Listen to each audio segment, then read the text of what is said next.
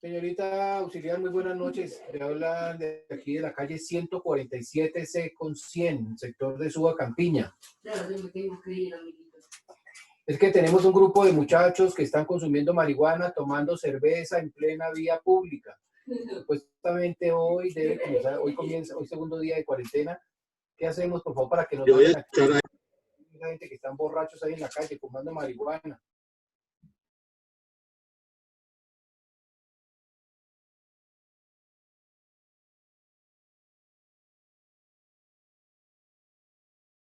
Que nos asignaron.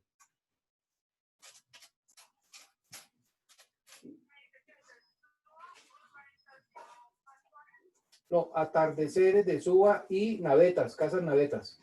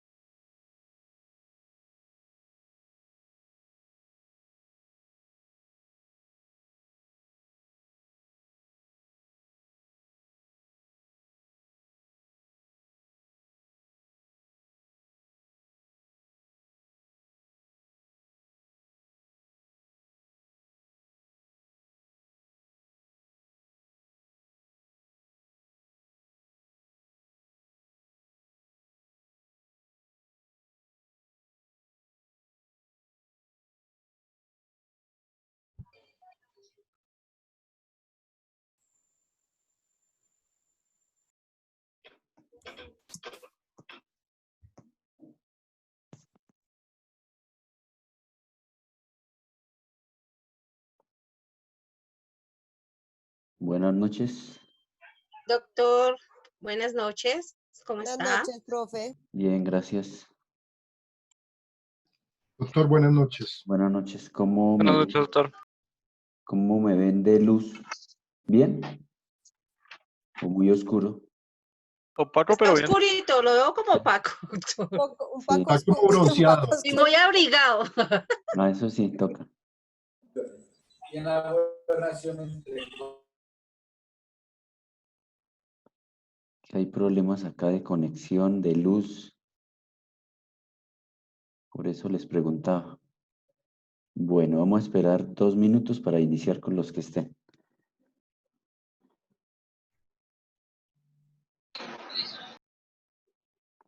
Acaban de salir de Doctor parcial. Bautista, muy buenas noches. Miguel, buenas noches, ¿cómo está? Bien, gracias. Sí, señor. ¿Usted qué tal? ¿Cómo van las cosas? Bien, todo por las buenas. Edwin, Ah, ¿cómo bueno, doctor, me alegra. acabaron de salir de parcial?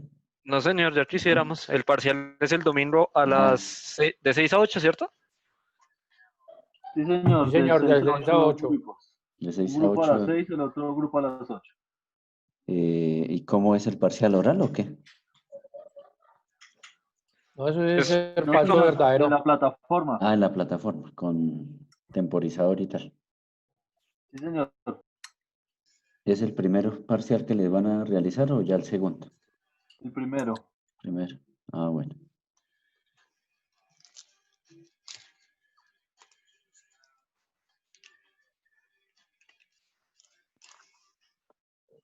Bueno, y hoy vamos a hacer el de nosotros, ¿no? ¿Cómo? Uy, no, Muy doctor. chiste.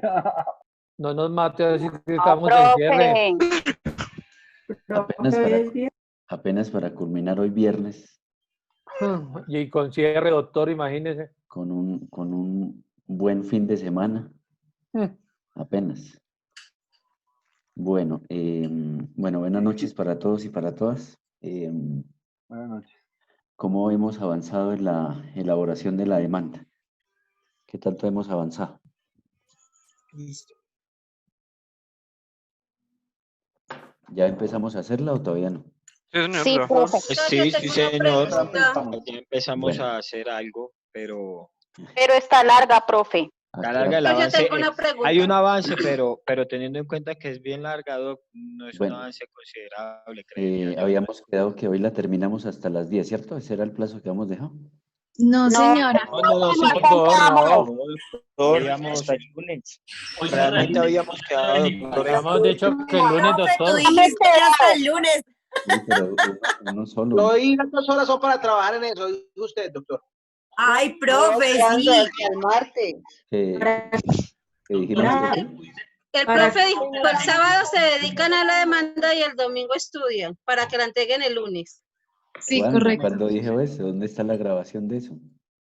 Yo me soñé, El pero es que uno martes, guarda las Janet, esperanzas. el En la martes. plataforma, doctor, está la grabación.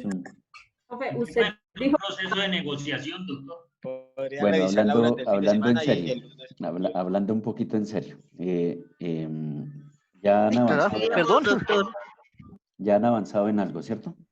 Sí, sí, señor. Sí, sí, trabajó. Bueno, Pero Sí, no, doctor. ¿para cuándo acordamos entregar la demanda?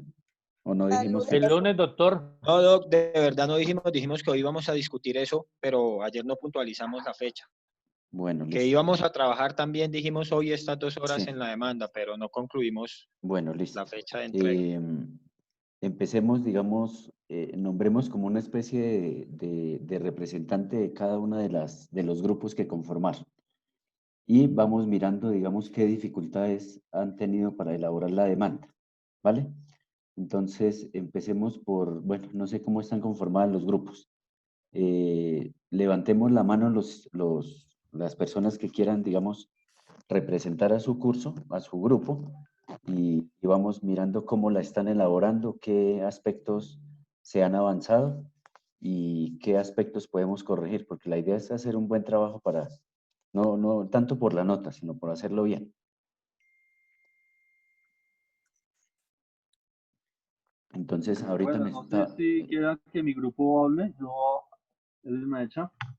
Ayer bueno, pues estuvimos trabajando sí, cuando nos reunimos en Zoom y empezamos a trabajar la demanda, ¿cierto? sí, Unas personas estaban colaborando con la parte de hacer el poder, hacer el contrato de trabajo, por eso es extenso, siempre es extenso esa parte. Y ya estábamos como conformando el cuerpo, pero sí hace falta, en este caso, pues las pretensiones, como esa parte que es importante también en la demanda, ¿sí? sí, Y ahí tenemos los documentos compartidos entre nosotros 5, pues para ir trabajando en el momento que tengamos tiempo, ¿sí? Ir trabajando y ya continuar pues hoy con esas, hacer las pretensiones y hacer pues lo que nos hace falta, pero siempre es la tip. Bueno, este grupo, Pero sí hemos trabajado bastante. este grupo, ¿ante qué juez va dirigida la demanda? Señor. ¿Ante qué juez va dirigida la demanda? ¿Y por qué? Bueno, ya permítame, ya le abro el documento. No, pero eso me lo pueden decir de una vez sin necesidad de mirar el documento. Bueno, eso sería un juez civil laboral. Juez laboral del circuito. Del circuito por ser una mayor cuantía. Bueno, voy a hacer una precisión allí y eso, independientemente de las preguntas que yo formule, pues es para todos obviamente, ¿sí? Si la formula determinado grupo. Entonces, efectivamente, esta demanda va dirigida a un juez laboral del circuito. En este caso, como vamos a demandar a Colpensiones, sería un juez laboral del circuito de Bogotá. ¿Por qué está en cabeza del juez laboral del circuito? Desde el punto de vista territorial, porque la entidad a la que vamos a demandar tiene, digamos, su sede principal acá en Bogotá. Segundo aspecto, ¿por qué laboral del circuito? En razón a la cuantía. Entonces, aquí voy a hacer una precisión y creo que en eso, no sé si me hice explicar me hice explicar bien cuando mencionamos el tema de la cuantía. En materia laboral nos vamos a olvidar de lo que les están enseñando allá en civil. Es decir, allá en civil nos están diciendo que la cuantía es de mínima, de menor y de mayor cuantía, ¿cierto? Acá en laboral simplemente vamos a hablar que si bien los asuntos se determinan, algunos asuntos se determinan por la cuantía, en materia laboral existen dos clases de procesos. Uno el proceso ordinario y otro los procesos especiales. Este, sin lugar a dudas, es el que hace parte del primer grupo de procesos, es decir, procesos ordinarios. Y allí se subdivide, digamos, en dos categorías. Uno, proceso laboral, ordinario laboral, de primera instancia, y el otro, proceso laboral de única instancia. Entonces, no vamos a hablar acá de mínima, de menor y de mayor cuantía. ¿Cómo se determina la cuantía en materia laboral? Entonces, simplemente vamos a decir que aquellos procesos que no superen las pretensiones a 20 salarios mínimos legales mensuales vigentes al momento de la presentación de la demanda, vamos a tramitarla en un proceso de única instancia. Así nomás. No vamos a hablar de mínima, de menor y de mayor. Y aquellos procesos que se tramiten en una cuantía superior a 20 salarios mínimos, los vamos a denominar procesos ordinarios laborales de primera instancia. Entonces ya de entrada pues sabemos que tiene segunda, digamos, posibilidad de presentar recurso de apelación. Entonces nos olvidamos del tema de mínima, menor y mayor. Simplemente proceso ordinario de única instancia y proceso ordinario de primera instancia. Como bien lo señaló Edwin, pues por las pretensiones 200, ya ahorita les doy el uso de la palabra. Ya termino y les doy el uso de la palabra. Como bien lo hicimos ayer, las pretensiones creo que eran 220 millones de pesos. Es obvio que supera los 20 salarios mínimos. Por lo tanto, el juez laboral del circuito es el que conoce este proceso en primera instancia, es decir, proceso ordinario de primera instancia. Eso como primera medida. Segundo, cómo, digamos, en virtud de las pretensiones que nosotros vamos a plasmar en esa demanda, el artículo 26 del Código General del Proceso nos dice que las pretensiones deben ser al momento de la presentación de la demanda, sin incluir frutos, intereses, etcétera. Sin embargo, la norma también establece tanto el Código General del Proceso como el Código Procesal del Trabajo. Ahorita le echo la cremita esa. Como el Código,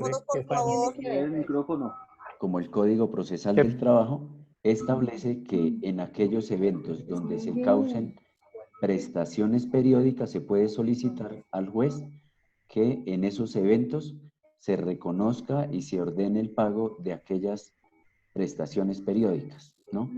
Allí sería el ejemplo típico de la pensión. Entonces, si nosotros vamos a solicitar el reconocimiento, no, si no podemos, si no apagamos los micrófonos no podemos. Hola niños, qué pena, mire que nos están haciendo una explicación que nos va a servir a nosotros para el taller y colaborémonos. Apaguémoslo. Si de pronto no estamos cansados o no queremos asistir a la clase, no hay problema. Yo sé que hoy es viernes, yo sé que estamos todos cansados, queremos ir a descansar, queremos ir a compartir con la familia, pero tengamos el micrófono apagado. Cuando quieran participar, ustedes saben que yo les doy la posibilidad de que levanten la mano y participar. Pero déjenme terminar esta explicación y ya les doy el uso de la palabra.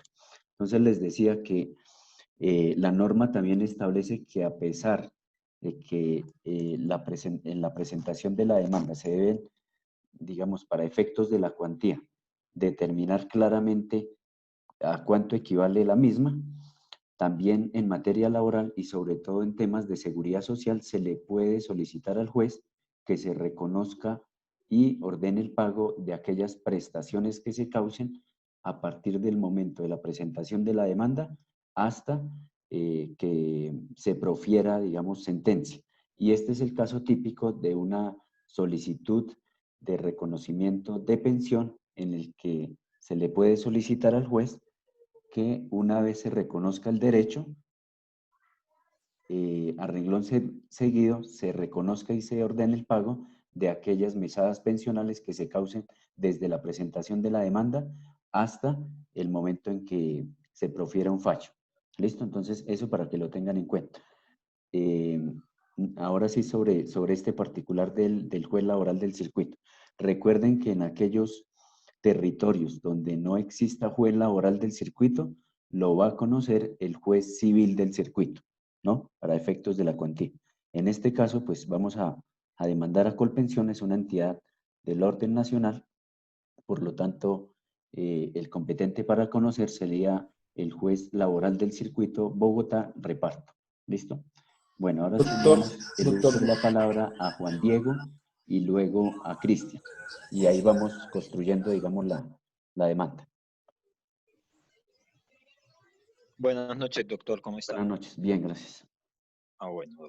Bueno, doc, nosotros dividimos la demanda en nuestro grupo para poderla hacer. La dividimos en 5 partes que son, ya le digo exactamente qué partes, doc, y pensamos pues que así va a ser más fácil como construirla. Sí. Vamos a hacer una parte que incluye el domicilio, que incluye hacer la presentación, definir el juez, que sería el laboral del circuito de Bogotá, las partes, el domicilio de las partes, sí. y ya, otra parte que serían los hechos de la demanda.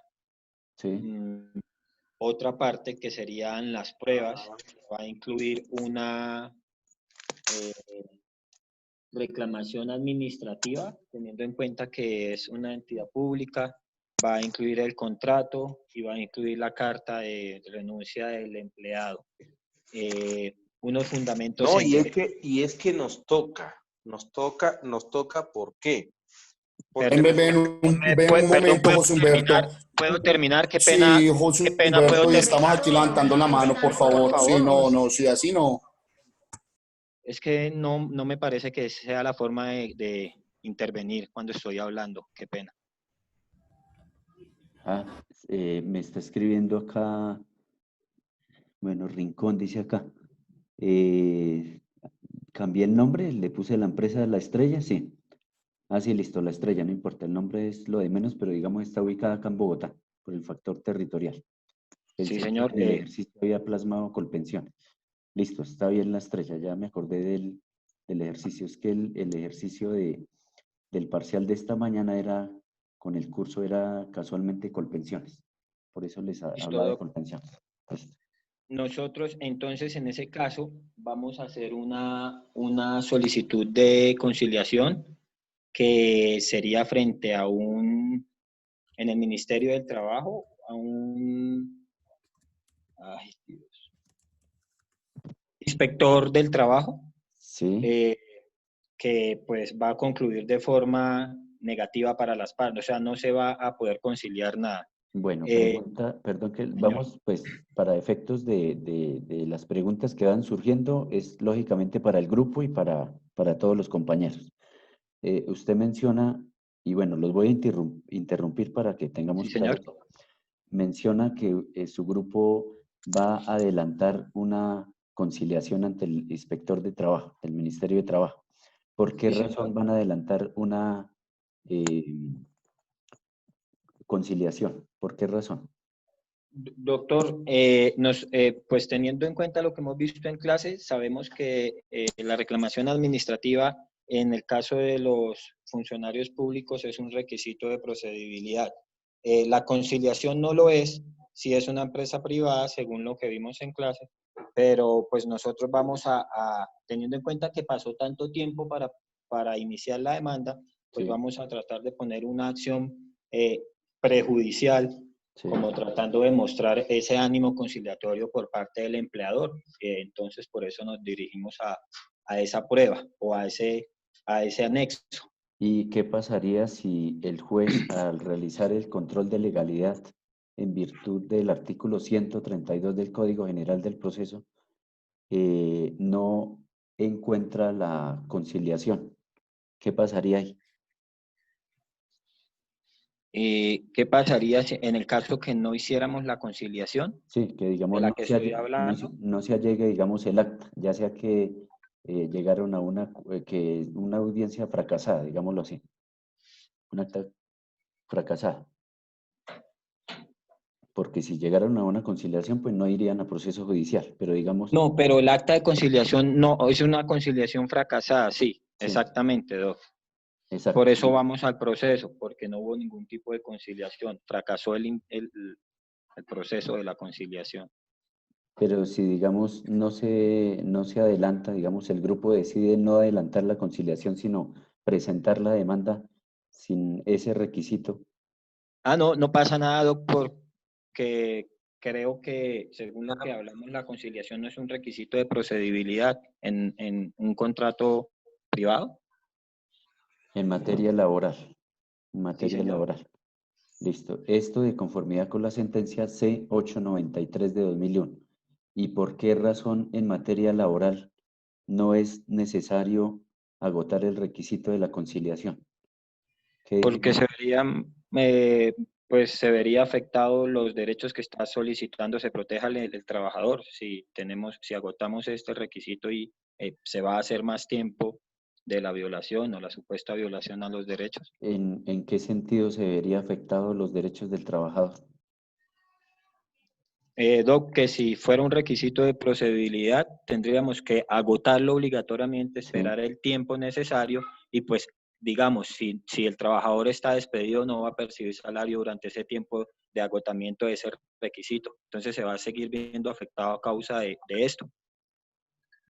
Pero, digamos, ¿es lo mismo acudir a la conciliación que no acudir o no tiene relevancia?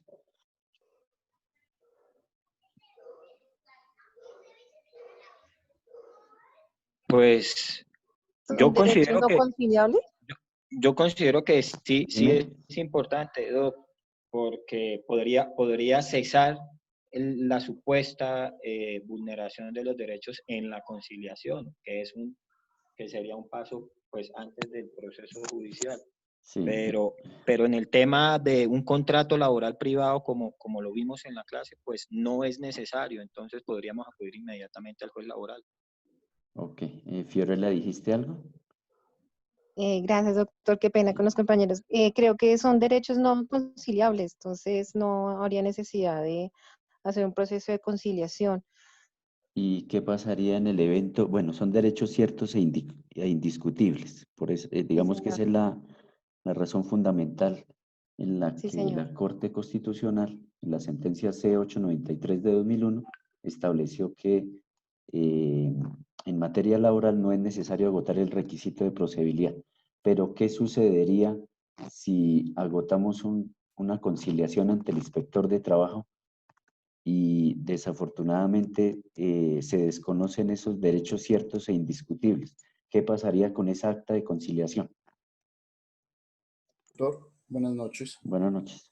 En estos casos, en materia laboral, los derechos ciertos e indiscutibles son aquellos, como vuelvo y lo digo, son ciertos e indiscutibles plasmados dentro del contrato según el ejercicio.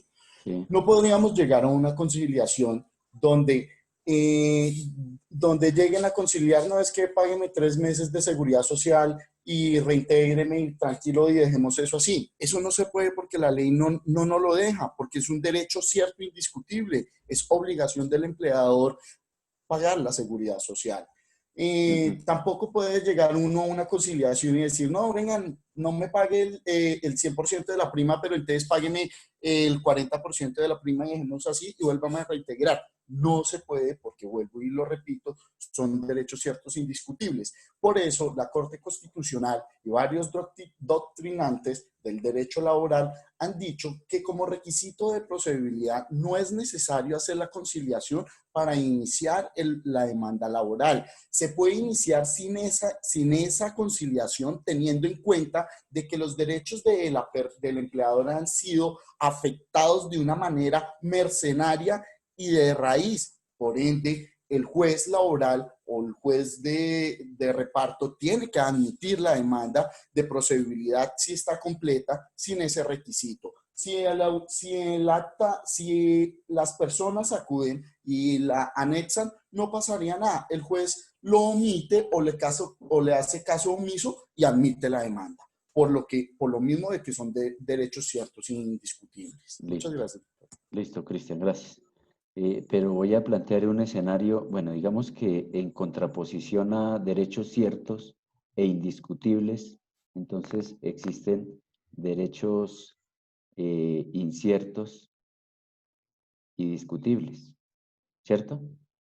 ¿Qué pasaría si... Claro, doctor, y esos inciertos y discutibles son los que manejan los contratistas de prestación de servicios. Que, por ejemplo, un derecho de los contratistas de las personas prestadoras de servicio es que no deben de cumplir un horario de trabajo y que pueden ir a 2 o 3 veces o mandar o hacer teletrabajo desde que cumplan con el objeto contractual del contrato, pero hay entidades y hay como tanto públicas y privadas que obligan a ir a cumplir un horario.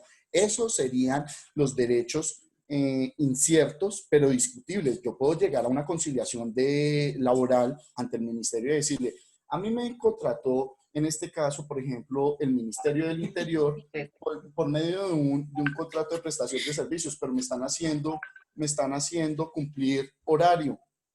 Hombre, eso es un derecho discutible porque es incierto. El contrato de prestación de servicios me ampara a mí para yo no ir a trabajar o ir por mis productos y entregarlos 2 veces a la semana. Eso es lo que tengo entendido.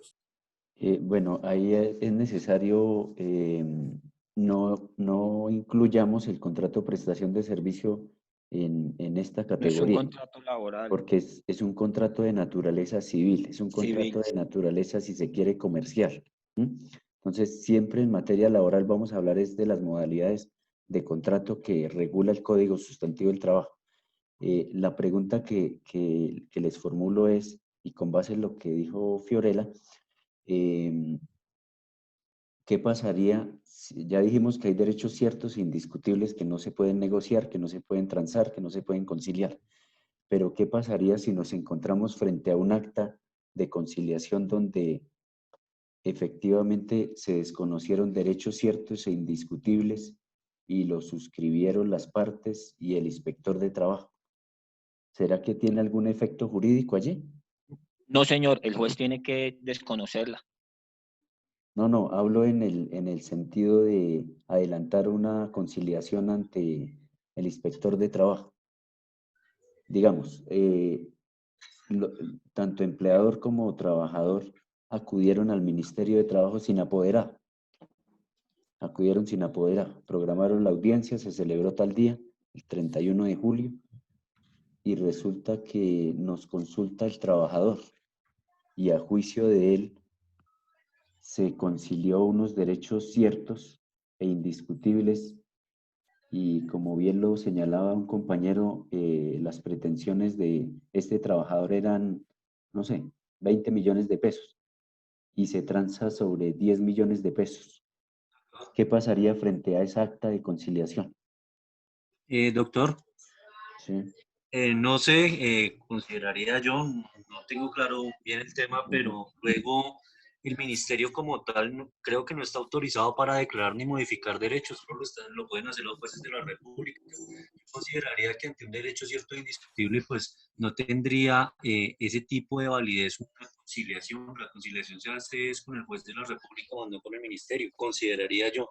Una cosa es entrar en una discusión donde exista una conciliación por derechos convencionales o extras adicionales a lo que se puede llamar, y sobre ello sí se puede hacer como, digamos, lo que sucedió ahorita con la pandemia circular 033. Esos sí son acuerdos que se pueden llegar porque el ministerio entra como ente regulador o como conciliador. Pero que yo sepa, el mismo artículo 486 del Código Sustantivo del Trabajo nos muestra que la única persona con poder para modificar y generar este tipo de cosas es el juez de la República. Pero si se presenta ese asunto frente a un inspector de trabajo que de pronto no sabía, que no podía desconocer ese tipo de Por lo derechos mismo, al trabajar. yo diría que por lo mismo, al no tener la facultad normativa para poderlo realizar, no sería valedero, no prestaría mérito ejecutivo y no se daría como cosa juzgada para mí. Bueno, ¿qué dirían los otros compañeros? Amalín, en el orden. Juan Diego levantó la mano. Pues yo creo que el deber, o sea, un deber del conciliador es asegurarse de que no se menoscaben los derechos, pues, del trabajador, ¿no? Sí. Y pues pienso que le tocaría de pronto, o sea, demandar esa acta, no sé, con una tutela o algo que la pueda invalidar, porque se Pero qué supone que si forma. se firma y se acuerda, tiene como tránsito a cosa juzgada y Sí, dicho. digamos que presta mérito ejecutivo y hace tránsito a cosa juzgada. Pero cuando es decir, a nosotros nos van a consultar es por situaciones complejas. ¿Sí me Sí. entiendes? Es decir, a nosotros no nos van a consultar o nos van a contar yo estuve en el Ministerio de Trabajo y me fue súper bien, conciliamos. No, a nosotros nos van a consultar es para resolver este tipo de situaciones, que si bien lógicamente son contrarias a derecho, probablemente pueda suceder en algunos escenarios en los que se desconozcan derechos laborales, inclusive en escenarios como el Ministerio de Trabajo. Entonces, ¿qué efectos jurídicos tiene, esa acta donde desconoce derechos ciertos e indiscutibles?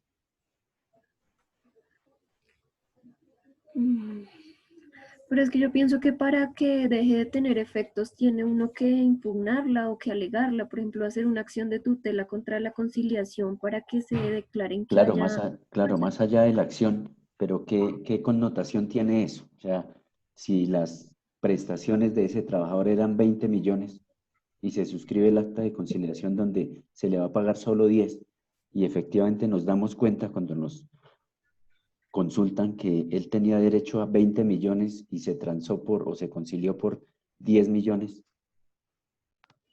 ¿Ahí qué pasa con ese documento? No tendría por qué tener esos efectos, se debería fallar declarándola nula o... No sé. Doctor, qué pena. ¿Se podría tomar como un pago parcial siendo así? No, porque ya suscribimos un acta de conciliación y resulta que los efectos es que hace tránsito a cosa juzgada, pero nos llega ese caso al consultorio, a nuestra oficina, y nos dice el trabajador, mire, mis prestaciones eran 20, pero resulta que el inspector de trabajo ese día, no sé, no le gustaba asistir a las clases de derecho laboral y dijo, bueno, vamos a transar rápido para llevar una estadística más acá en el Ministerio de Trabajo y conciliemos por 10 millones. Y viene y nos consulta este trabajador y nos dice, no, resulta que se concilió por 10 millones cuando realmente hacemos el estudio y a él le corresponden 20. ¿Qué connotación tiene eso? que ninguna de las partes puede volver a hacer reclamo. Uno, que pues el inspector, según el artículo 28 de la ley 640 del 2001, sí puede, digamos, que llevar el término de la conciliación, pero ninguna de las dos partes puede reclamar si esa conciliación se lleva a cabo. O sea, no se podría hacer nada, según lo que tú dices. Si acordaron, no. Si lo acordaron, no pueden hacer nada. O sea, muy de malas el trabajador.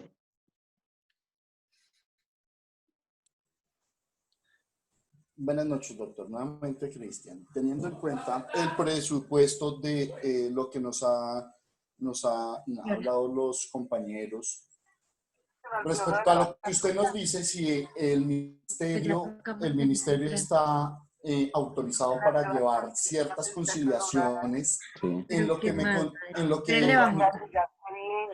Sí. No así como se paran ni No, nada. por favor. No, Porque mami, micrófono, por favor. pero ya ahorita No, que, más y es que yo temprano. estoy en clase. Ay, Mami, le va a pedir un favor, es que esta noche me toca trabajar, porfa, no me vaya a pagar el internet. Por favor, Yo micrófono. procuro Por no favor, demorarme micrófono. mucho, pero me toca trabajar. Por favor, la persona que le toca trabajar. Porque del caso del señor que tuve hoy, Fernanda. mañana tenemos reunión con Que el no le otro apaguen el socio de internet, él, por favor. pero me toca llevarle o sea, Que no le apaguen el internet. Queremos clase, por favor. pero mamita, mañana sí me toca, Que se lo porque me toca llevarle.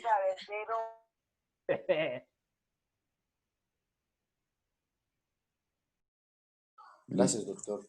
Muy amable. Oiga, qué cosa, Muy compañeros. complicado, sí. Muy de verdad complicado, que- es demasiadamente complicado. Yo aquí acabo de tener una pelea con mi sobrino porque estaba gritando y yo estoy en clase y me da pena que escuchen la gritería de mi sobrino y ustedes lo escuchen.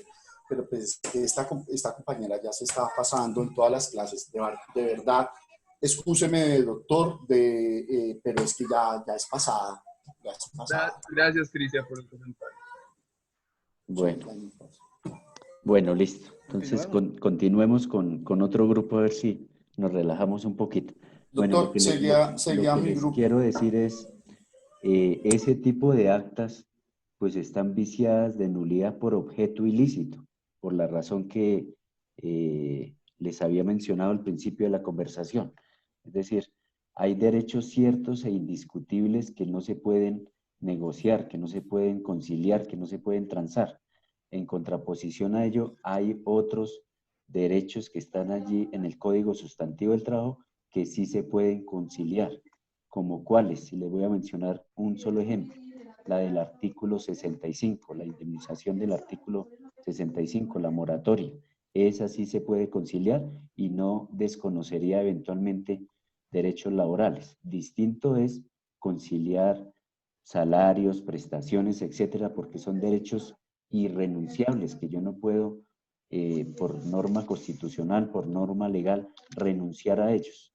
Entonces, en esa medida, respecto a la pregunta que les formulo es, esa acta de conciliación estaría viciada de nulidad por objeto ilícito. ¿Ya? Por objeto ilícito. Lo mismo sucedería en un escenario donde se llegue a una conciliación ante un juez donde se desconozca este tipo de derechos fundamentales del trabajador. Entonces, hay que ser garantes nosotros como apoderados que ese tipo de conciliaciones que se lleven a cabo ante el inspector de trabajo, ante un juez de la República, en este caso juez laboral, cuenten con todas las garantías constitucionales y legales de ese trabajador, como quiera que es la parte débil de la relación laboral. ¿Listo? Bueno, iba a hablar Cristian, creo, el siguiente grupo. ¿O quién me pidió el uso de la palabra? No, yo. El siguiente grupo somos nosotros. Gracias, doctor. Muy amable. Doctor, respecto a la demanda, el grupo que yo represento, bueno, tenemos ya la demanda en un 90% avanzada. Estamos, ¿sí? Estamos Muy bien. concordamos con que el juez municipal del circuito laboral era la persona idónea para conocer esta demanda. Me estaba yo saliendo de un poquito de del confort, porque tú nos hablaste ahorita de Colpensiones, pero ya volvimos. Sí, no es juez municipal, es juez laboral del circuito. Circuito, sí, por eso, juez laboral del circuito, sí, qué pena.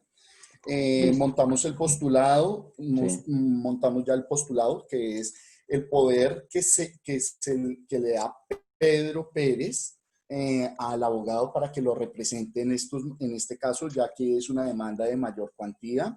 Seguimos con los hechos fácticos, donde usted nos los narra de una manera muy precisa, y esos hechos fácticos se derivan en 6 partes, donde se inicia cuándo empieza el contrato, con qué empresa, qué tipo de contrato es, el NIC de la empresa, la asignación básica. Después seguimos que el señor Pérez renuncia el 16 de septiembre porque el hombre renuncia por la terminación unilateral del contrato, afirmando que el empleador no había realizado los pagos de la seguridad social y tampoco había pagado la prima de servicios correspondiente al primer mes. Seguimos un tercer hecho, donde el señor Pérez, mediante un contrato a término fijo y de común acuerdo con el señor Carlos Andrés Chica, que es el nombre que nosotros le ponemos al representante legal de la empresa, ¿cierto? Acordaron pagos mensuales por 7.812.420 pesos. Cuarto, decimos que como el numeral anterior, los pagos se hacían de manera periódica, pero que el empleador nunca hizo los pagos, los aportes a la seguridad social. Quinto, seguimos haciendo descripción de que el día 16 de septiembre, al finalizar, Pedro presenta su carta de renuncia formal, invocando la terminación unilateral. Y de ahí seguimos con las pretendiciones, donde decimos que teniendo en cuenta que los presupuestos fácticos son el soporte de las pretensiones, y los mismos fueron esgrimidos en el acápite anterior, paso a presentar las pretensiones solicitadas. Entonces colocamos un punto declarativo donde esgrimamos paso a paso, con la fórmula que usted nos dio el día de ayer, de cuánto le deben por cesantías, intereses de las cesantías, primas, vacaciones. ¿Cuál sería la primera pretensión en el grupo? De acuerdo a los hechos que narraron. ¿Cómo la primera pretensión, teniendo en cuenta la relación de los hechos anteriores y lo pactado en el contrato de trabajo entre el señor Carlos Andrés Chica, empleador, propietario del establecimiento de comercio La Estrella, y el señor Pedro Pérez, empleador, y que con el contrato de trabajo puede ser de forma escrita a término fijo. Solicito usted, señor juez, se declare que entre las partes existió un contrato de trabajo en la modalidad escrito y a término fijo desde el 15 de enero del 2018 hasta el 16 de septiembre del 2018, el cual finalizó por causas imputables al empleador. ¿Así lo narraron en las pretensiones? Tal cual como me lo está mencionando. Tal cual, doctor. Sí, señor. Está muy extenso. Doctor, supone que ustedes ya hicieron la narración de los hechos en ese acápite. Entonces, simplemente la primera pretensión es: declare que existió un contrato de trabajo individual entre Almacén Éxito, bueno, ¿cómo se llama? La Estrella. La Estrella. Y Pedro Pérez. Ok, listo, lo voy a tener. No tiene que volver a repetir lo que ya dijo arriba en los hechos. Sí, señor. Listo. Y después seguimos con otro punto donde dice: condena. Como consecuencia directa de la relación laboral declarada, le pido, señor juez, realizar las siguientes condenas. Y ahí describimos todo lo que dejó de percibir. Describimos con mis compañeros, qué pena por hablar en unipersonal, pero todos hemos trabajado muy juiciosos y hasta tarde lo hicimos ayer y en horas de la mañana del día de hoy. Desgrimamos lo que es lo de las cesantías, intereses de las cesantías, vacaciones, primas, y finalizando colocamos fundamentos y razones de derecho que son los artículos que invocamos para que el juez tenga en cuenta en esta demanda. Entonces, invocamos del Código Sustantivo del Trabajo los artículos. Bueno, hasta ahí ya vamos. Ahí van. Ahí vamos. Tengo una pregunta, doctor. ¿Tengo que escribir transcribir los artículos que enunciamos o solo con enunciarlos? No, para allá iba. Ok. Pero antes de responder esa pregunta, y para todos, y el que quiera responderla, pues levanta la mano. Digamos que para estos procesos ordinarios hicimos un ejercicio donde señalamos que las pretensiones vamos a dividirlas en pretensiones declarativas y a renglón seguido en otro capítulo, pretensiones condenatorias. Sí. Usted nos mencionaba, bueno, que condena el pago de cesantías, primas de servicios, indemnización, listo, está bien. No se les olvide mencionar dentro de las últimas pretensiones que se condene que se condene al demandado en virtud de la facultad extra y ultra petita, que se falle extra y ultra petita. Eso es de las últimas pretensiones que ustedes deben formular allí. La semana entrante vamos a hablar sobre esta facultad extra y ultra petita. Doctor. Y, antes de esa deben mencionar allí que se condene al pago de costas. No se les vaya a olvidar, pago de costas, porque recuerden ustedes que quien pierde el proceso pues está por norma legal obligado a pagar las costas del proceso. Entonces, después de todas esas pretensiones condenatorias, entonces le solicitan que se condene al demandado al pago de costas y a renglón seguido que falle extra y ultra petita. Esa es la última que ustedes deben señalar allí. Y la semana entrante, digamos, explicamos ese tema de extra y ultra petita. Doctor, yo la tengo en el numeral 6, pero ya lo voy a hacer la modificación, entonces para dejarla en el numeral 8. Listo. Y lo de la pregunta. Se condene al demandante, perdón, por las costas, también lo tengo, no con un número, sino suelto aparte, pero la tengo. Doctor, mi pregunta es, nosotros hicimos un estudio con mis compañeros muy minucioso y invocamos un sinnúmero, no mucho, de artículos del Código Sustantivo, del procedimiento, la Ley 50 y el Decreto 116, ¿cierto? ¿Es necesario transcribir la norma dentro de la demanda o solo con enunciarla el juez sobreentenderá y deberá estudiar la demanda sobre esos artículos? Bueno, recuerden lo que les mencioné cuando explicamos los requisitos de la demanda.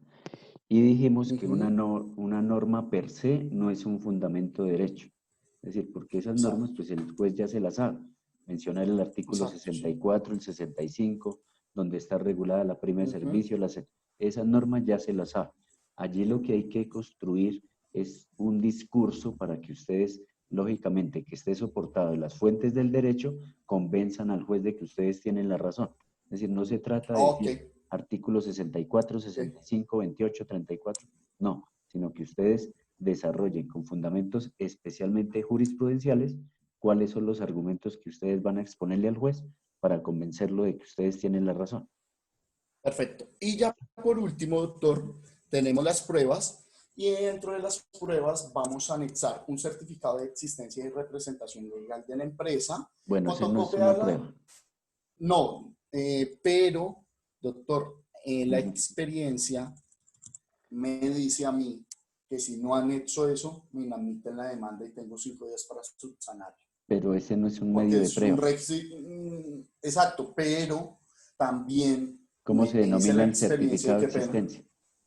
¿Cómo se denomina? De que si o sea, de que la empresa sí existe, de que sí es legal. Claro, pero ese no es un medio de prueba. ¿Qué connotación tiene el certificado de existencia y representación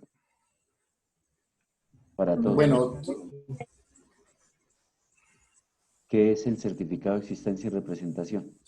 de que Un la anexo de empresa, la demanda. Un anexo de la demanda.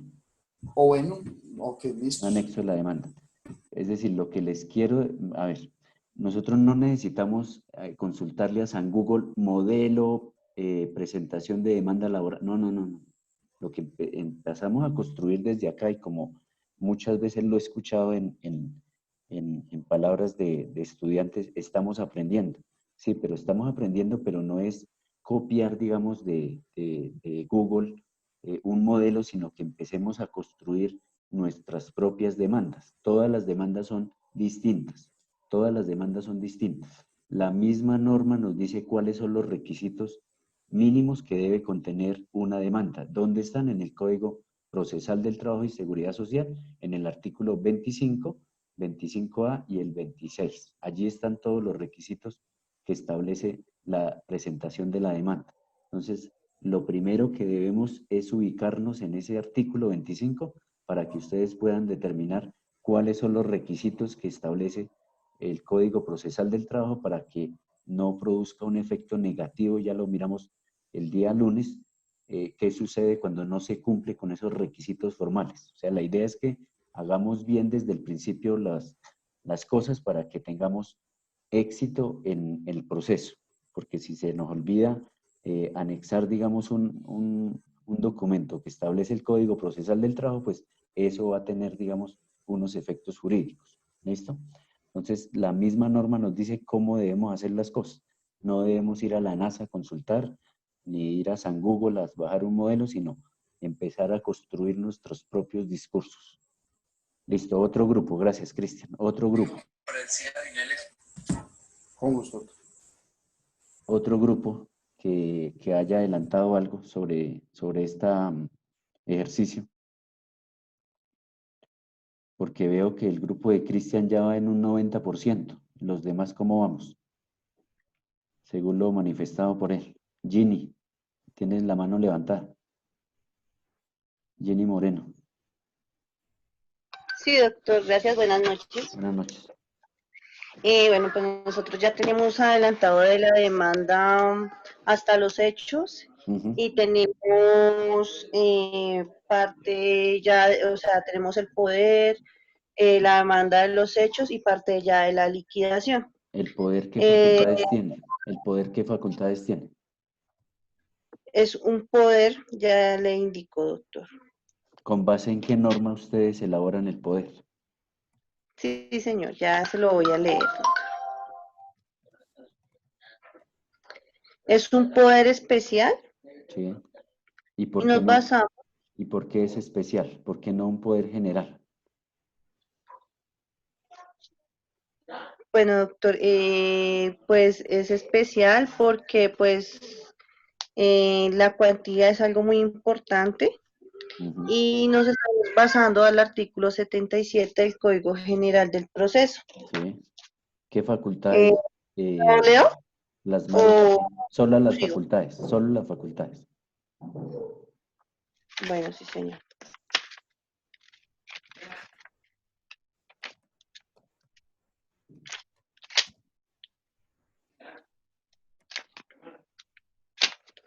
Las facultades del apoderado. Sí. Salvo estipulación de lo contrario, el poder para litigar se entiende conferido para solicitar medidas cautelares, extraprocesales, pruebas extraprocesales y demás actos preparatorios del proceso. Adelantar todo el trámite de este, solicitar medidas cautelares, interponer recursos ordinarios. ¿Me estás leyendo Señor. el 77 del Código General? Sí, señor. Sí, señor. No, quiero es el poder que ustedes elaborar, cómo lo redactar. Ok. Solo las facultades, solo las facultades. Ok, doctor, ya permítame, se lo leo.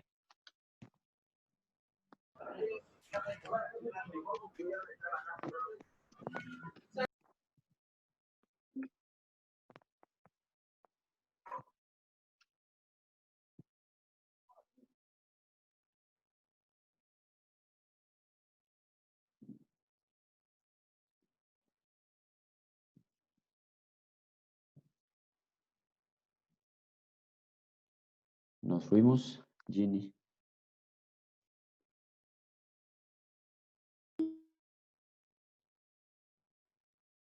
Ginny, ¿qué pasaría? Ya, doctor, ya.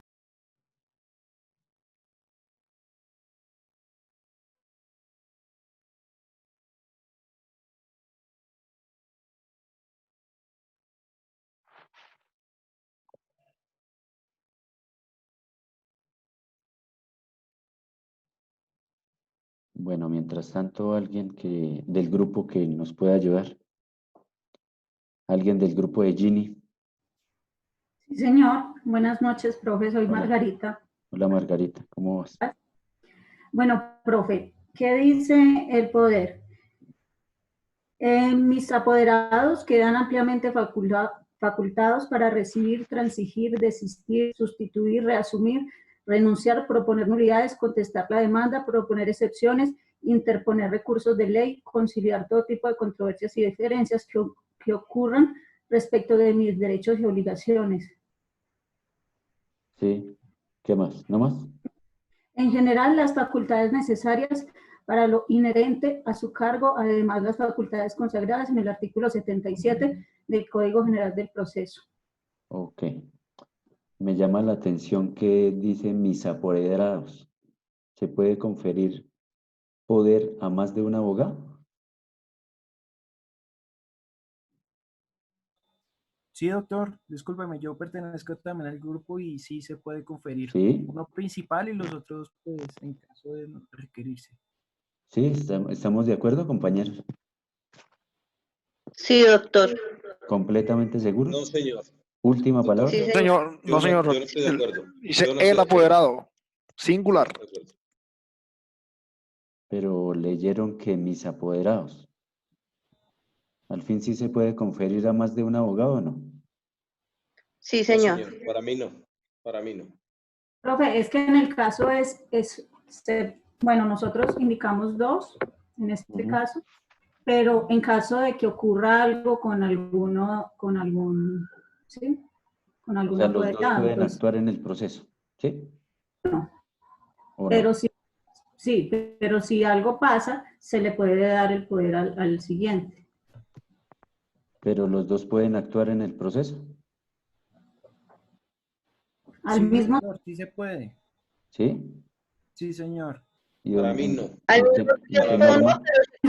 Principal no crea Creo que no, doctor. Creo que tiene que ser solo un abogado y si cualquier cosa tiene que sustituir por unas suplencias, el suplente, pero ya con permiso ya con el permiso del juez, creo. No, doctor. Bueno, aclaramos ese Precisamente tipo de cuando cosas. uno llega el poder, pues Ajá. ahí Sustituirlo. la personería jurídica al juez, porque uno va a ser el principal y el otro va a ser en caso de que de pronto el principal no pueda asistir o alguna eventualidad que se presente, doctor. Ajá. O sea que ambos pueden actuar en el proceso. Sí, señor. O sea que el uno en la primera audiencia actúa el uno y en 8 días va el otro y así. Se intercalan. ¿Se puede? No, señor. De intercalarse tanto no, pero sí, doctor, Entonces, ¿cómo en la es? medida y en la necesidad que se presenta. O sea, no entiendo por qué le confirieron poder a 2 abogados en este caso. ¿Por qué? Doctor, para completar pues las personas del grupo. Para poner a hacer algo a alguno de los integrantes. Sí, señor, para que apareciéramos varios, aunque sean ya. en los papeles, de alguna manera. Ya le entendí. Pero bueno, Señor. digamos, eso es desde el punto de vista del ejercicio, pero desde el punto de vista práctico. ¿Yo le puedo conferir poder a más de un abogado? ¿Sí o no? Sí, señor. ¿Pueden actuar los dos en el proceso? Sí, señor. ¿Seguro? ¿Última palabra? Sí, señor. No. ¿Qué artículo está fundamentado para decir que sí?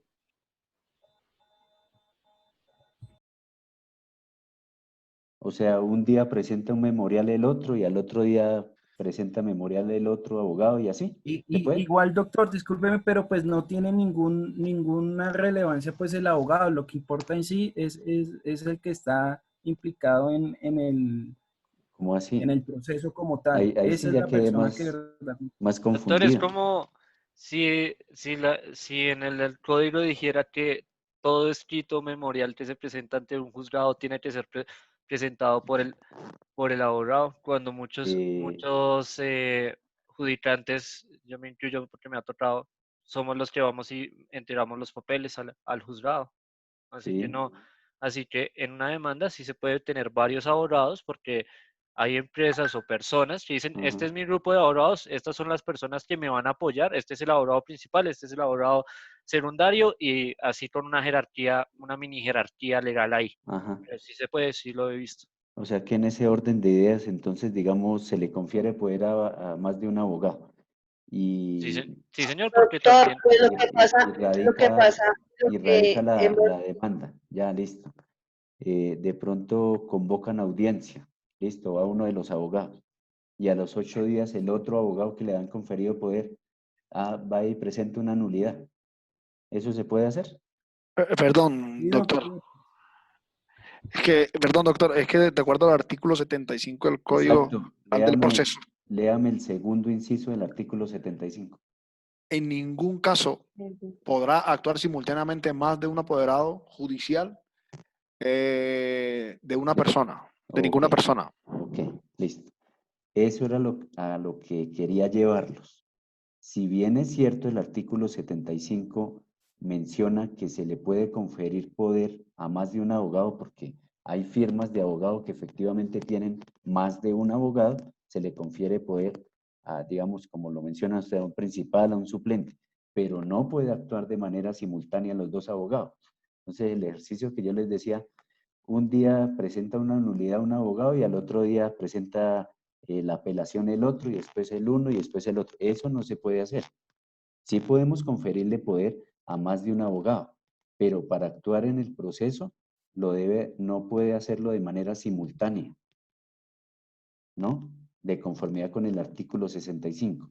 Y por eso les preguntaba, porque me llamaba la atención que el poder se lo confirieron a por lo menos más de un abogado, por lo menos a dos, para efectos del ejercicio. Para efectos del ejercicio, pues sí, digamos que para que estén ahí los nombres de todos los compañeros. Pero en la práctica sí, yo le puedo conferir poder a más de un abogado, pero no pueden actuar de manera simultánea. Óigase bien. Entonces, Doctor, ¿qué es lo que debo yo hacer? Pues yo debo sustituirle el poder. ¿Y cómo se sustituye el poder para que pueda actuar el otro compañero mío? Pues con un memorial que se entiende que con la presentación de la demanda se le está confiriendo el poder. No es necesario ni siquiera hacerle presentación personal. ¿Listo? Para que lo tengan ahí en cuenta desde el punto de vista práctico.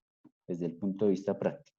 O sea, todas estas cosas, como yo les decía en alguna oportunidad, en alguna clase, hay que empezarlas a ver desde la realidad, ¿sí? Con la norma en la mano. Hay juzgados, bueno, la otra semana miraremos ese decreto 806, pero hay juzgados que no exigen la presentación personal de la demanda. Hay otros que sí. Entonces, digamos que no hay un presupuesto, digamos, o un común denominador para ciertas ritualidades dentro del proceso. Y pareciera que cada juzgado tuviera su propia jurisprudencia para tomar determinadas decisiones.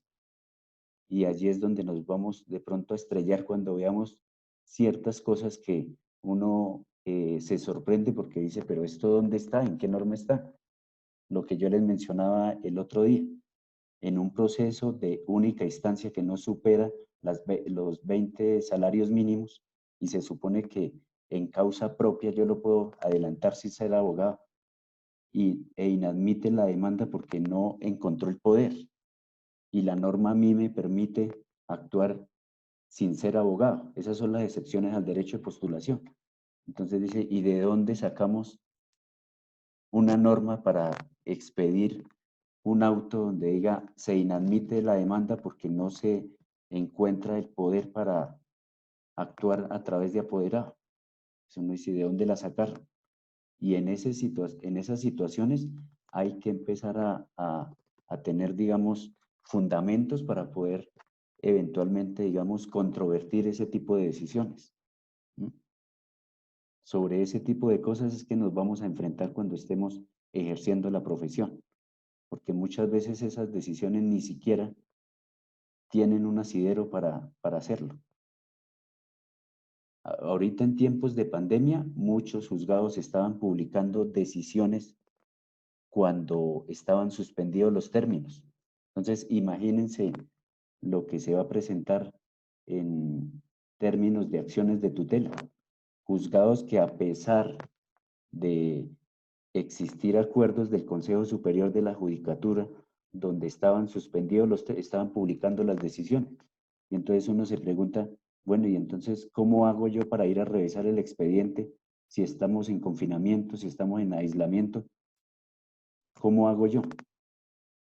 Ese es un tema bastante complicado. Y este decreto 806 va a regir por 2 años.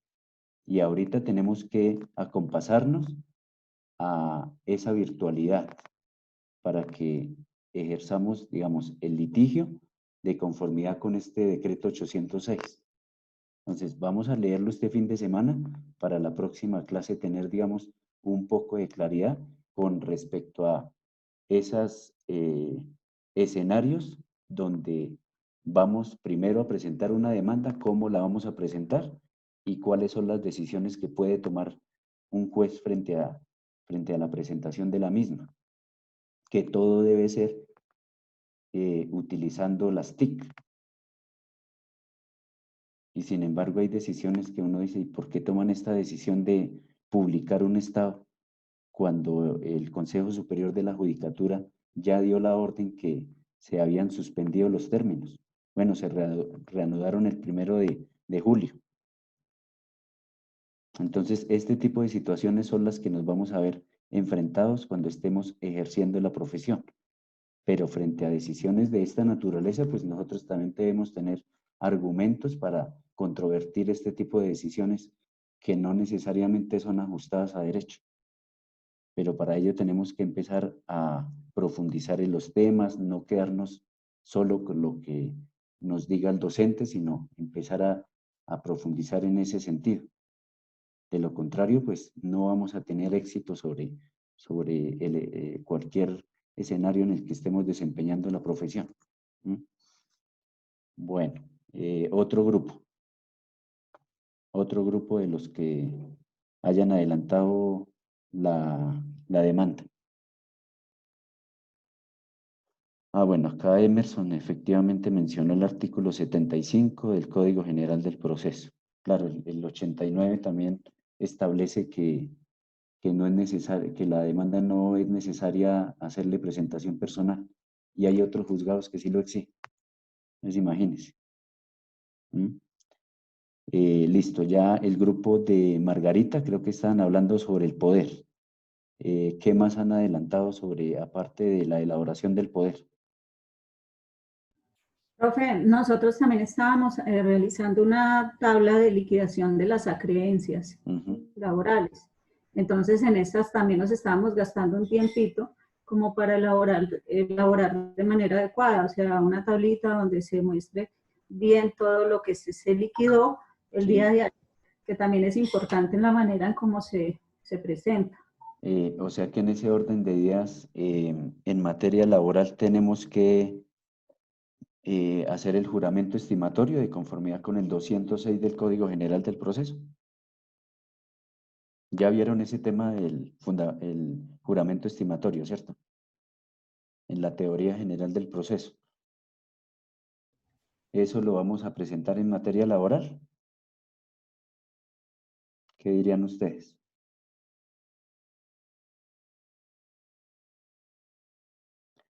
La clase de hoy precisamente era para esto, para que ustedes me preguntaran cuáles son las dudas que tienen, cuáles son las dificultades que han tenido, para que puedan elaborar una muy buena demanda, una excelente demanda. De eso se trata el ejercicio que estamos haciendo.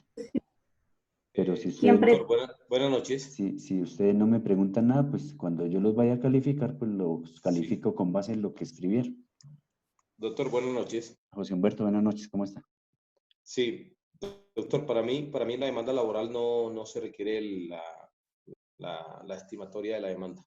¿Por qué razón? O sea, por lo que pues igual creería yo que de acuerdo a los hechos que se narran en la demanda, se considera que lo que se está expresando en la misma es lo que debe el juez basarse, digamos, al momento de resolver la misma, ¿no? La demanda. Y Pero es que, entonces, en digamos, materia civil, entonces no necesitaríamos, porque si yo lo estoy narrando en los hechos, entonces, ¿para qué necesitamos el juramento estimatorio? bueno, bajo ese entendido sí. Bajo ese entendido sí, porque el juramento estimatorio es lo que consideramos nuestras pretensiones. Entonces sí la necesitaríamos. Si revisamos el artículo 82 del Código General del Proceso, el numeral séptimo nos dice el juramento estimatorio cuando sea necesario, Código General. Cuando sea. Sí. Ahora, la pregunta es, el artículo 25 que establece los requisitos formales de la demanda del Código Procesal del Trabajo, ¿habla por algún lado sobre el juramento estimatorio? Esos requisitos ya los analizamos en una clase anterior. ¿Habla sobre el juramento estimatorio?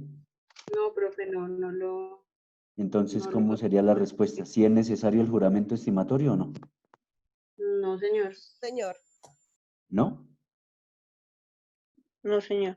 Pero el Código General del Proceso sí. Entonces, ¿ahí qué hacemos? ¿A quién le hacemos caso?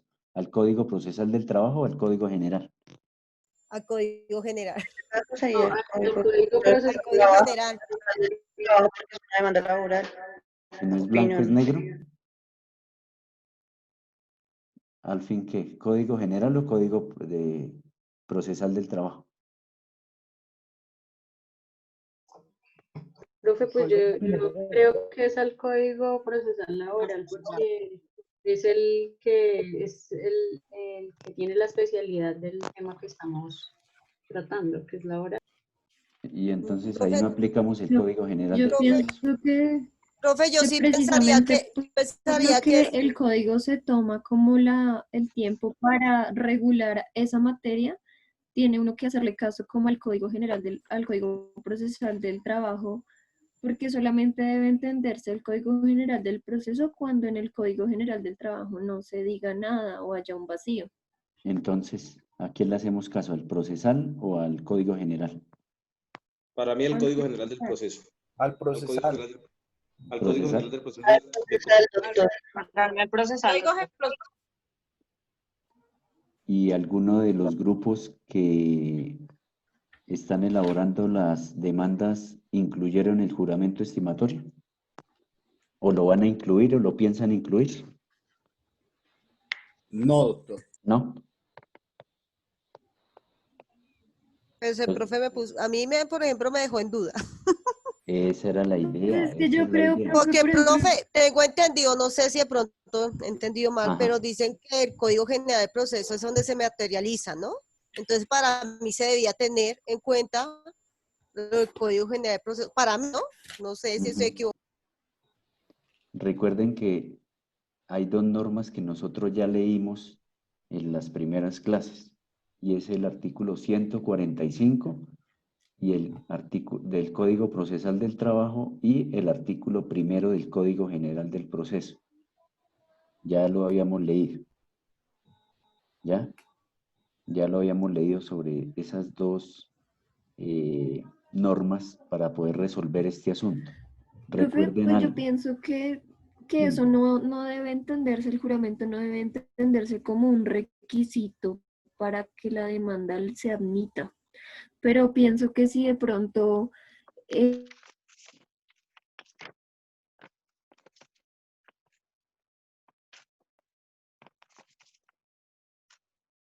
No te oímos, Amali. Se nos fue Amali. Se le fue el sonido a Malín. Se nos fue. Bueno, yo Ya leí pienso- el 145 y dice, a falta de disposiciones especiales en el procedimiento de trabajo se aplicarán las normas análogas de este decreto y en su defecto la del Código Judicial. A falta. Ujú, Bien lo sí, dice, señor. a falta. A falta, sí, señor. Es decir, si yo les pregunto a ustedes, yo no sé nada de derecho, entonces, doctores, háganme un favor, necesito presentar una demanda laboral ¿Y ustedes a cuál norma se remiten para verificar cuáles son los requisitos de una demanda en materia laboral? Al proceso de al procesal Procesal laboral. laboral. Al procesal laboral, ¿cierto? El Ujú. artículo 25. Allí en Sí, laboral señor. nos dice estos y estos y estos son los requisitos de una demanda. Y ustedes en ese artículo 25 encontraron por ahí el juramento estimatorio. No, señor. No, doctor. Entonces, ¿la conclusión cuál es? ¿Va incluido el juramento estimatorio o no? No, señor, no va. No, señor. No va incluido, doctor. Listo. Entonces, no va incluido el juramento estimatorio porque este estatuto, el procesal del trabajo, tiene su propia normatividad en materia de derecho procesal. Pero la norma en el 145 nos dice, a falta de alguna regulación de este código, ahí sí nos vamos al Código General del Proceso, que en su momento era el Código de la Unión. Recuerden que el Código Procesal del Trabajo es del año 1948. Entonces, por eso allí hablaba del Código de la Unión. Entonces, haciendo, digamos, una actualización, era el antiguo Código de Procedimiento Civil, hoy Código General del Proceso. Entonces, cuando una norma me dice, estos son los requisitos para presentar la demanda, pues son esos, no son más. No nos vamos a inventar juramento estimatorio, porque se lo regula allá el Código General del Proceso. Ah, pero si hay un tema específico que el Código Procesal del Trabajo no lo regule, ahí sí aplicamos el artículo 145 o en su defecto el mismo artículo primero del Código General del Proceso. ¿Ya? El Código General del Proceso nos lo vendieron como si fuera un código para todas las disciplinas del derecho. Eso no es cierto, porque el código, porque el contencioso administrativo tiene su propio código, el derecho penal tiene su propio código. Inicialmente dice se aplica para familia, para civil, para comercial. Lo único que hicieron fue cambiarle el nombre de CPC a Código General del Proceso. Pero a renglón seguido la norma nos dice y para todas las especialidades que le sean aplicable este código. Es decir, aquellos vacíos que se presenten en otros estatutos como es el Código Procesal del Trabajo, ahí sí vamos a aplicar el Código General del Proceso. Sin embargo, debo aclararles que para remitirnos a otro estatuto, en este caso el Código General del Proceso, hay 3 instituciones. Uno por analogía que establece el Código Procesal del Trabajo en ese mismo artículo 145. Otro por integración normativa, ¿ya? Otro por remisión normativa, ¿listo? Para llenar, digamos, esos vacíos o esas falencias que pueda tener determinados estatutos procesales.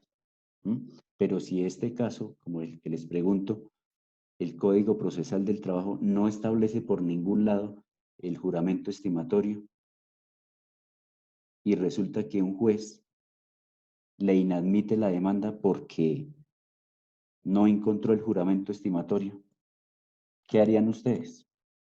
¿Puede suceder? ¿Puede suceder? ¿Qué harían ustedes? ¿Recurso de reposición en subsidio de apelación? Frente al auto que inadmite, ¿procede recursos? Sí. Bueno. No, señor.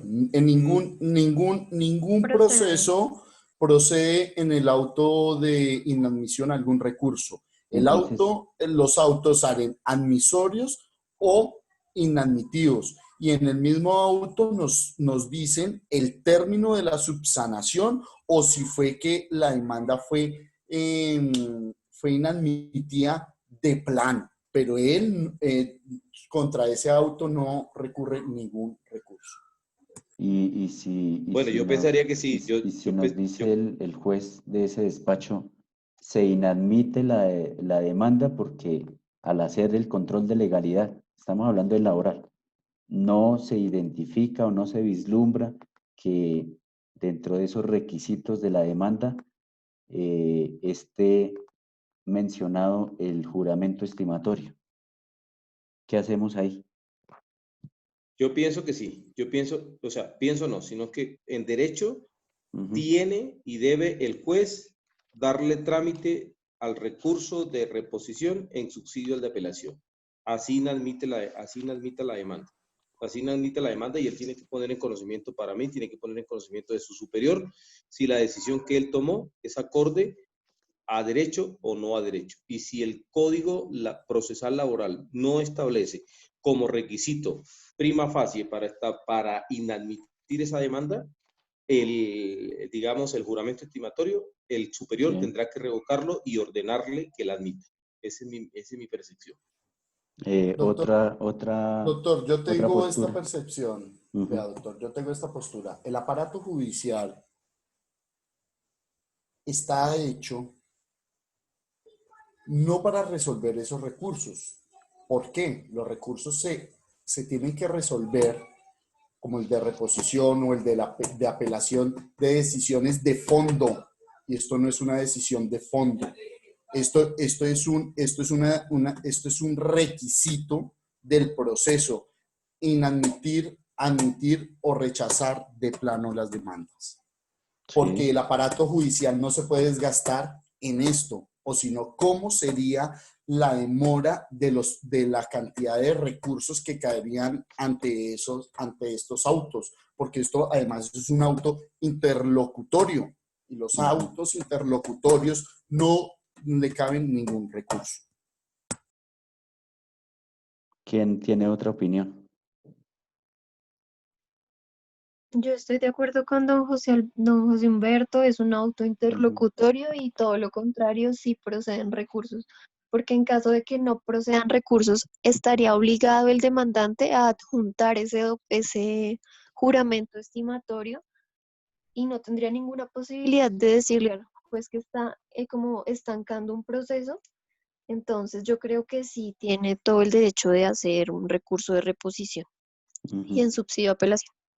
Pero si nosotros revisamos el 90 del Código General del Proceso, dice, mediante auto no susceptible de recursos, el juez declarará inadmisible la demanda solo en los siguientes casos. No susceptible de recursos. No susceptible de recursos. ¿Y qué tal que un juez nos diga, señor demandante, qué pasó con el juramento estimatorio? Y nos la inadmite, nos dice, bueno, subsane. Y ya el Código General del Proceso nos dice, no susceptible de recursos. ¿Qué hacemos ahí? Pero pues para los casos específicamente ahí mencionados, que son... Y sí, claro, el artículo 90 establece cuáles son los causales de inadmisión. Sin lugar a dudas. Sin lugar a dudas. El Código Procesal del Trabajo nos dice cuáles son las causales de inadmisión. No, señor. Profe, el artículo 65 del Código Procesal Laboral. Permítame un momentito que es que se me perdió. Ah, sí. Estás hablando de los recursos, sí. El artículo 65 dice la procedencia del recurso de apelación. Son apelables los siguientes autos proferidos en primera instancia. Entonces ahí pues enumera los que se pueden interponer recurso de apelación y en ningún momento nombra los autos de admisión o inadmisión de la demanda. Sí indica que rechace la demanda, pero no admisión o inadmisión. Exacto. Entonces, ¿ahí qué hacemos? ¿Ahí qué hacemos? Decisiones exóticas ustedes se pueden encontrar en el ejercicio profesional. Dice profesor, los recursos contra el auto que rechace la demanda comprenderán el que negó. Que rechace, no el que inadmite. Entonces, ¿qué hago yo? Dígame, ¿qué hago?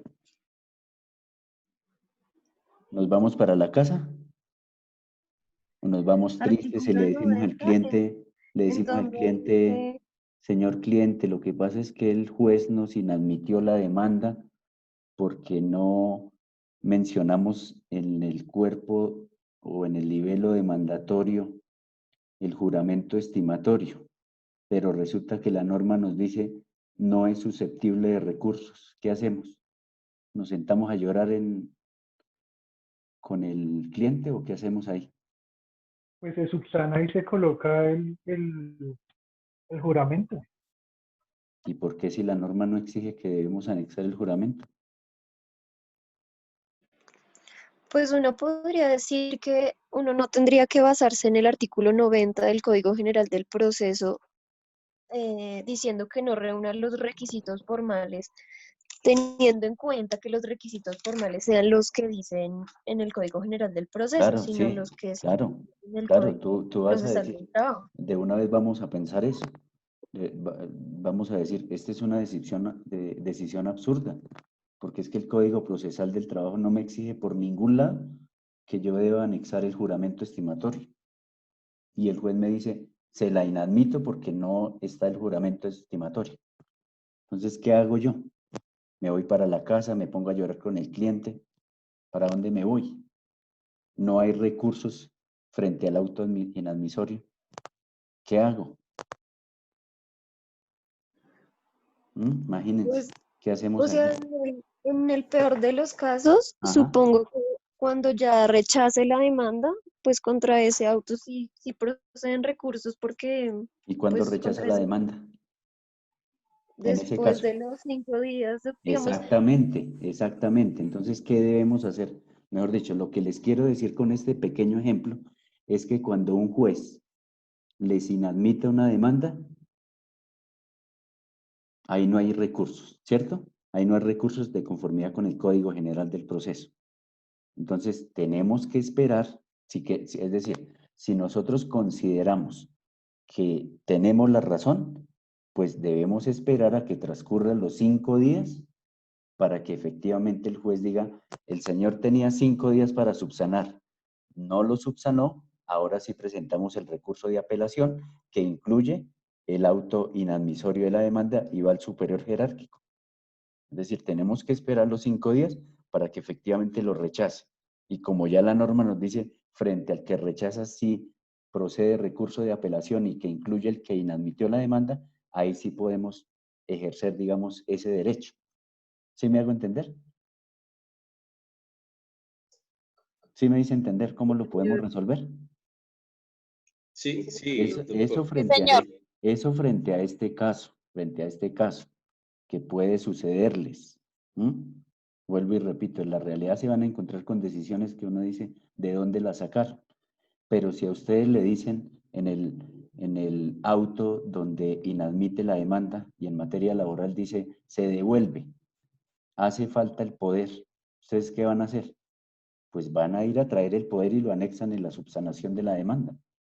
¿Sí? Frente a ese tipo de requisitos, digamos, que son no tan complejos para subsanar, pues nosotros no vamos a perder el tiempo en que transcurran los 5 días, rechacen y otra vez apelación. Entonces les voy a mencionar un ejemplo. Si a ustedes en el auto que inadmite la demanda le dicen adecúe las pretensiones porque no corresponden a la acumulación de pretensiones tal como lo establece el Código Procesal del Trabajo, pues tienen que hacerle caso ahí rapidito al juez, subsanarlo tal como ellos lo dicen, porque si nos ponemos a perder tiempo en ir a apelar a la segunda instancia, estamos perdiendo tiempo frente a ese tipo de casos, pero a ustedes se les van a presentar casos complejos, donde un juzgado laboral le va a decir, inadmite la demanda porque no veo por ningún lado el juramento estimatorio. Y dice, pero es que el Código Procesal del Trabajo por ningún lado me exige a mí que deba adjuntar el juramento estimatorio, plasmarlo ahí en el contenido de la demanda. Frente a esos escenarios hay que aplicar la primera opción. Es decir, esperamos que transcurran los 5 días para que el juez se pronuncie, rechace la demanda y ahí sí presentamos recurso de apelación frente a ese auto. ¿Sí me hago entender? Pero esto es de empezarlo a estudiar, de empezarlo a tomarle amor al derecho procesal y no solamente le hablo desde el punto de vista laboral, sino en todos los escenarios del derecho procesal. Porque ustedes se pueden tirar un proceso por no saber derecho procesal. Así de sencillo. Ustedes pueden tener muy bien la sustancia, pero si ustedes no conocen el derecho procesal, pues nos vamos a fregar. Si ustedes tenían 3 días para presentar un recurso y lo presentan al cuarto día, pues se fregaron. Así de sencillo. Y es derecho procesal. Por eso es un binomio indisoluble el derecho procesal con la sustancia. Puede que tengamos muy clara la sustancia y que el trabajador tenía el derecho y no le pagaron sus prestaciones, etc., etc.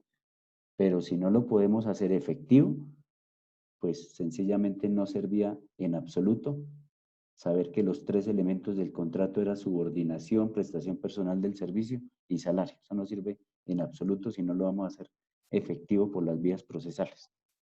Por eso es importante que ustedes empiecen a leer el Código Procesal del Trabajo, empiecen a escudriñar sobre cada uno de esos artículos y en esa medida pues van empezando a adquirir, digamos, el conocimiento para poder resolver situaciones de distinta naturaleza. Ese era el ejercicio que yo quería que ustedes hicieran el día de hoy, que ustedes a través de la ejecución de ese taller que les dejé, pues empezaran a surgir dudas para que me pregunten y resolverlas y presentar, digamos, un buen trabajo. Profe, disculpe, nosotros tenemos una pregunta en cuanto a como la prueba documental, pues como el caso indica que el empleado renunció, terminó unilateralmente el contrato de trabajo porque el empleador no le generó el pago de la seguridad social. Entonces, pues nosotros estábamos pues debatiendo en el grupo que como esa es la causa por la cual él terminó el contrato, se debe allegar a esa prueba documental donde se evidencie que no se le generó el pago de la seguridad social. Entonces, en ese caso tendríamos que hacer los comprobantes de nómina donde se evidencie que no se le generó el pago. ¿Es correcto, profe? Bueno, ¿y por qué no, digamos, vamos a suponer que este trabajador realizaba los aportes a seguridad social en la Administradora Colombiana de Pensiones Colpensiones? Podríamos anexar la historia laboral, donde se verifique que desde tal periodo a tal periodo no se realizaron los aportes de parte del empleador. Y allí sería más fácil demostrarle al juez, decirle, mire, este señor trabajó desde el 12 de enero, no sé, no me acuerdo la fecha, hasta julio, y no hay evidencia de que el empleador realizara los aportes a seguridad social con la historia laboral, ¿ya? Por la razón que les di en algún momento. Recuerden que cuando ustedes vean derecho probatorio, les van a enseñar unos principios del derecho probatorio, donde les van a decir, hay una pertinencia y hay una conducencia de la prueba. Entonces, seguramente la contraparte se va a oponer porque va a decir, esta prueba no es conducente para demostrar determinado hecho. Y nos quedamos sin medio de prueba para demostrar lo que prima facie es evidente. ¿Sí me hago entender? O sea, hay que mirar cuáles son los medios de prueba para demostrar tales hechos. Ahora, cuando no tengamos, digamos, medios de prueba documentales, pues para eso existen otros, como por ejemplo, un interrogatorio al representante legal. ¿Sí me hago entender? Para que en ese escenario él pueda confesar que efectivamente no hizo los aportes a seguridad social. Y no se les olvide nunca, cuando ustedes soliciten el interrogatorio a una persona, que sea con reconocimiento de documentos. ¿Listo? Con reconocimiento de documentos. Para que sea, digamos, un poco más completa ese medio de prueba. Pero pues eso ustedes lo van aprendiendo en la práctica, van a adquirir, digamos, la experticia para poder ejercer muy bien la profesión. O sea, esta profesión es muy bonita, pero hay que llevarla con amor y compasión para que podamos ser dignos representantes en cualquier escenario en el que ustedes se vayan a desempeñar. Pero para eso hay que profundizar, hay que leer, no hay que quedarnos solo con lo que nos dicen los docentes, sino hay que empezar a construir nuestro propio discurso. Y seguramente ustedes van a ser exitosos si empiezan a sentir pasión por esto. Nosotros no estudiamos para que nos digan doctores, Nosotros no somos doctores, ¿vale? Bueno, mis queridos estudiantes, ¿alguien tiene otra pregunta? Doctor, qué pena. Nosotros también habíamos pensado en los volantes de pago, pero pues es para probar que sí se descontó en los periodos, o sea, se descontó el aporte, pero no se realizó el pago. O sea, se lo robó, sí. Bueno, listo. Pues, pero les sugiero que, digamos, la prueba conducente para demostrar sería la historia laboral, que ahí donde identifica plenamente que no realizó los aportes a Seguridad Social con la historia laboral, o solicitar a la EPS para efectos de identificar que este señor o este empleador no le realizaba los aportes a Seguridad Social en salud también. Digamos, ese tipo de medios de prueba, para que más adelante nuestra contraparte no nos diga esta prueba no era conducente y no la tache. Y ahí nos quedamos sin herramientas para poder defender a nuestro cliente. Recuerden que los medios de prueba son súper importantes para poder demostrar todos los hechos. Todos esos hechos que nosotros narramos de manera correcta allí, debemos soportarlos con pruebas. Y si nosotros no tenemos ese medio de prueba, pues tenemos que decirle al juez, le solicito que con la contestación de la demanda, el demandado aporte tal medio de prueba. Entonces siempre le señalaba el contrato de trabajo, que generalmente no lo tiene en su poder el trabajador, el demandante. Entonces hay que pedirle el original al empleador para que lo aporte con la contestación de la demanda. ¿Vale? Bueno, entonces, en últimas, ¿para qué día quedó el trabajo? ¿Para el lunes? Sí, profe, si Sí, nos señor, hace para el el favor. lunes. Sí, señor, para el lunes. Listo. Entonces, el lunes buenos trabajos y ese día entonces los recibimos. Perfecto, doctor. ¿Vale? Muchas gracias. Bueno, entonces los dejo ya descansar. Nos vamos a descansar y nos encontramos el día lunes. ¿Cuál es la tarea para el día lunes? Pues realizar una buena presentación de la demanda y ya vamos a mirar desde el punto de vista procesal todo lo que tiene que ver con esa ritualidad de la presentación, cuando la inadmite, cuando la rechaza, cuando la admite. ¿Listo? Y vamos a asociarlo con el decreto 806 de 2020, ¿vale? Perfecto. Bueno, entonces... Doctor, muchas gracias. Listo, profe, gracias. Bendiga, gracias, doctor. Les deseo un feliz fin de semana. Profe, ¿le puedo hacer una pregunta antes de que se vaya? Sí, claro, dime. Digamos, pensando en cuál podría ser la prueba conducente para probar que no se pagó la prima del primer semestre, como eso no queda como en la historia laboral ni nada, no sé, aparte, digamos, del interrogatorio de parte, ¿qué se podría hacer? Vamos a suponer que a él siempre le consignaban a la cuenta de ahorros el salario. Entonces ahí vamos con un extracto bancario y decir, mire, a este señor se le pagaban todos los meses puntualmente el salario, pero no se evidencia el pago de la prima de servicios, que corresponde a tanto dinero. Okay. ¿Listo? Listo, profe, gracias. Bueno, que esté muy mucho bien. gusto. Hasta luego. Bueno, entonces, buena noche y nos encontramos el lunes. Tomamos Muchas gracias, doctor, que descanse. Muchas gracias. Bueno, igual. Un abrazo para todos. Buenas noches, profe. Muchas gracias. Bueno.